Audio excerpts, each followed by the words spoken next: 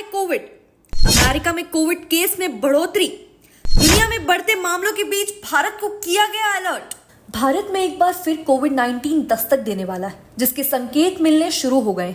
देश ने 2020 और 21 तक कोविड महामारी का सामना किया था, जिसके बाद अब एक बार फिर कोविड-19 की आहट सुनाई दे रही है। दरअसल पूरी दुनिया में अमेरिका से लेकर साउथ कोरिया तक कोविड के केस सामने आने शुरू हो गए। इसी बीच नोएडा में शिव नाडर यूनिवर्सिटी के वायरोलॉजिस्टिक प्रोफेसर दीपक सहगल ने एक न्यूज एजेंसी को बताया है कि भारत में एक बार फिर कोविड-19 दाखिल हो सकता है, जिसके लिए अभी भी सावधानी बरतनी शुरू कर देनी चाहिए। अमेरिका में कोविड केस की तादाद में इजाफा हो रहा है। US centre for disease control and prevention के अनुमान के मुताबिक देश के 25 राज्यों में कोविड संक्रमण बढ़ रहा है।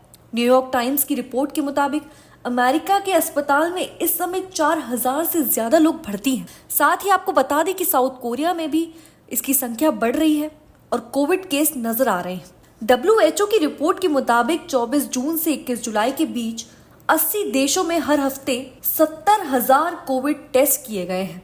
भारत में फिलहाल कितने एक्टिव केस सामने आए हैं, इस पर WHO ने रिपोर्ट पेश की है, जिसके मुताबिक भारत में जून से जुलाई के बीच 908 कोविड के मामले सामने आए थे। साथ ही इसी बीच 2 लोगों की मौत भी दर्ज की गई।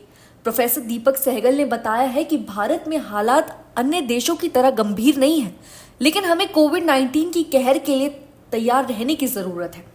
दीपक सहगल ने कहा है कि वायरस एक बार फिर से सामने आ रहा है। WHO ने बताया कि दुनिया में इस वायरस से लगभग 26% मौतें हुई हैं और 11% की कोविड केस में बढ़ोतरी हुई है। इस बार जिस कोविड का कहर सामने आया है वो KP वेरिएंट से संचालित होता है, जो ओमिक्रॉन से संबंधित है। जानकारी में ओमिक्रॉन पहली बार विश्व स्तर पर पहचाना गया।